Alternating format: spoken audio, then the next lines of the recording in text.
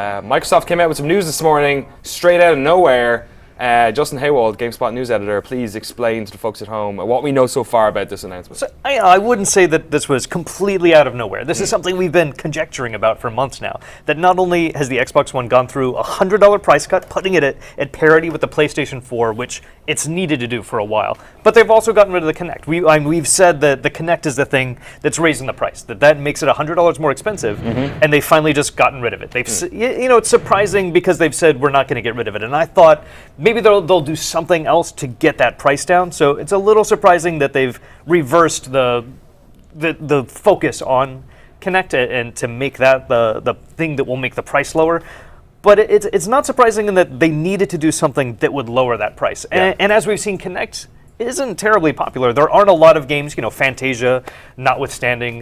There's a Kinect sports game. There's not a lot of other games that use Kinect that make it an integral part of it. So if you're going to cut anything, that's one of the things that has to go. So what is the price point now? What are we talking about? Right now, it is a $399 machine. You can still get a Kinect. It is still a standalone thing. They haven't announced a price for that, but probably going to guess about $100. Yeah, because that's how much they've reversed it. Is the old bundle of $499 for Xbox One with Kinect still happening, or are they just replacing that SKU with the one?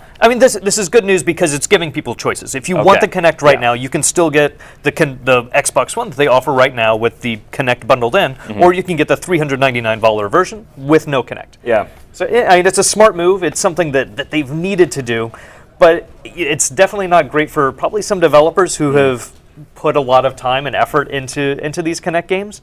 But do you guys play anything on Kinect? That's the thing. I was pondering about this earlier on, and it's also maybe worth mentioning briefly as well that it's gone down to £350 in the UK, which is a substantially less price drop. It's only 50 quid. So I think in equivalent dollars, there's still like $100 difference between it. It's outrageous. And also I believe this isn't coming to Ireland yet because that's in the Eurozone. But I was thinking about this morning. I have always wanted that one good Kinect game to come out. I feel like during the 360, I was thinking the same thing. I was like, one game that'll make this thing worthwhile, and it'll all kick off. I was kind of happy when they brought the Xbox One version. They made it standardized because I thought it's going to be quite cool because now people are going to be encouraged to make good Kinect games. Yes. It's never happened. How much time have they had to work with it? What games are even out for Kinect now? You've got Kinect Sports Rivals, which there's like one or two decent games in there, but then the rest of it, most of the emphasis on Kinect at this point, I feel like has been UI management. Yeah. That's the best thing for Xbox do this thing. And even that is like 80% for me, and I have to use a stern voice that my wife hates, I don't use it. And also that's fixing a problem with the UI that shouldn't really exist in the first place. It's only better to use it with the voice because that interface is actually kind of a mess. Like the whole My Games and Apps thing, I don't know. But it's really nice to be able to turn your Xbox on just by speaking to it. Like that is cool. Like whenever I use something like that, it feels like the future. And then when it does work, that still also feels like the future. That's when you're true. Xbox, Netflix, and it does exactly what you want it to.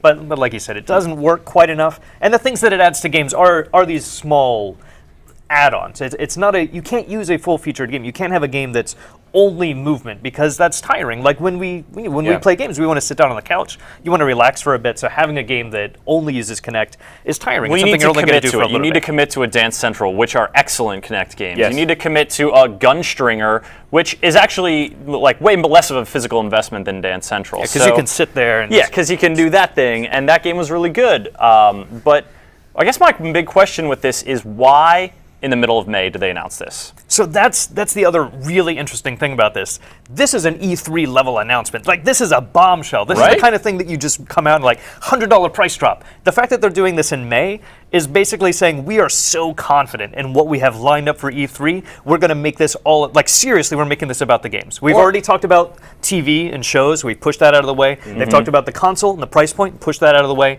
and that's going to make E3 about the games. It could also be a damage limitation thing because no matter what they talked about at E3, even if they announced wonderful unannounced games that nobody knows about yet, the narrative was always going to be Kinect is gone, especially if they had announced it at E3, especially considering what happened last year.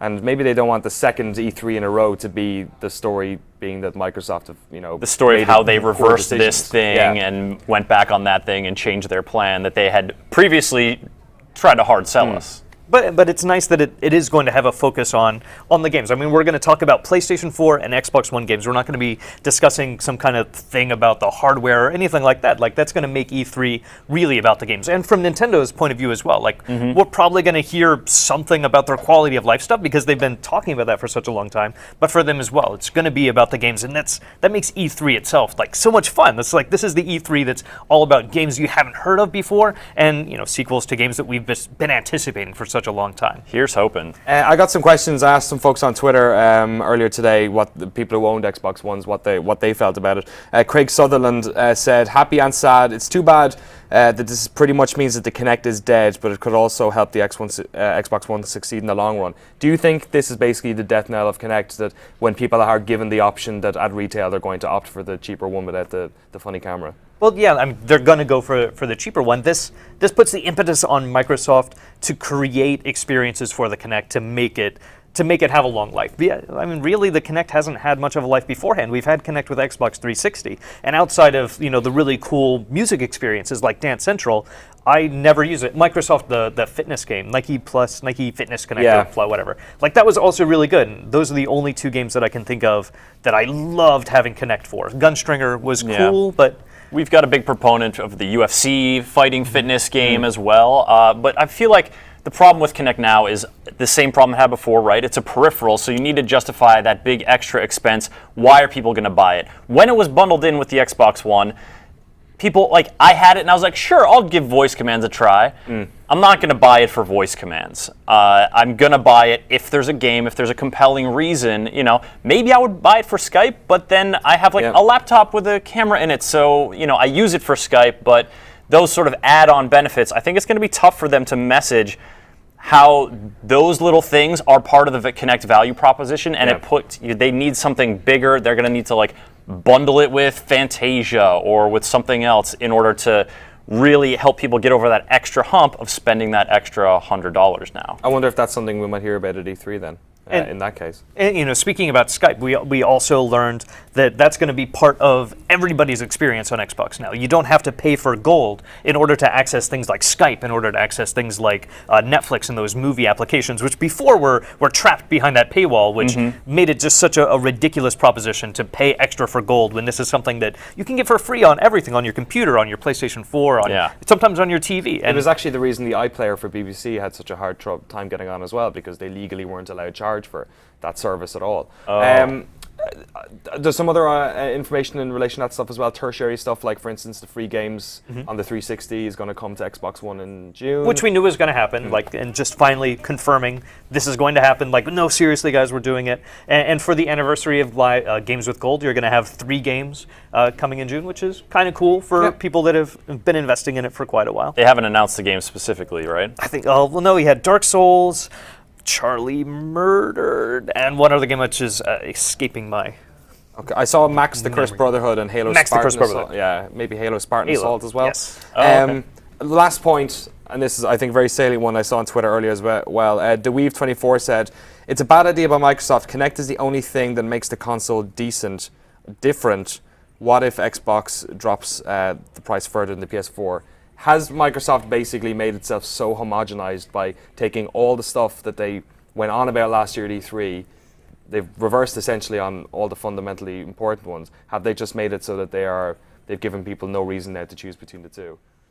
I wouldn't really say that's the case. Like, the PlayStation 4 and the Xbox, just by themselves, offer 2 very different UI experiences. Like, when one of the things that Xbox offers is the ability to switch between applications, like sliding, having 2 things running at the same time, which PlayStation doesn't quite do as well. And then some people prefer the Twitch experience on Xbox One over PlayStation 4. And the movie experiences, I found that Netflix is very different between PS4 and Xbox One. I actually just prefer using my TV because that's a lot quicker and easier. But I wouldn't say that they're that similar, especially when you compare it to the PC. I mean, the game's architecture, the way that we experience games is really homogenized between everything. We get this very similar experiences.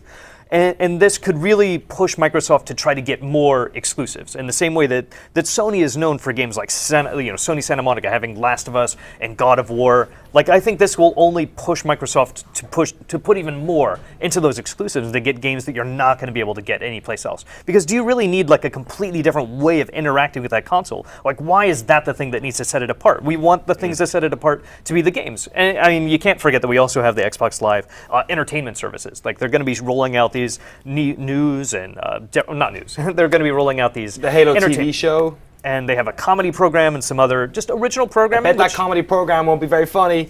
I'm putting money on it right now. Louis C.K., Sarah Silverman were involved in it. Okay, that sounds pretty good. Yeah, your money's down already, Danny. I was down as soon as they said we have a comedy program. I was like, that's gonna suck. And then Sarah Silverman came on, and Louis C.K. was like, oh, that might not suck. All right, we'll have to wait and see. Justin Hayward, thank you very much for coming on. Thanks for a whole bunch of mess about Kinect. We're going to be back.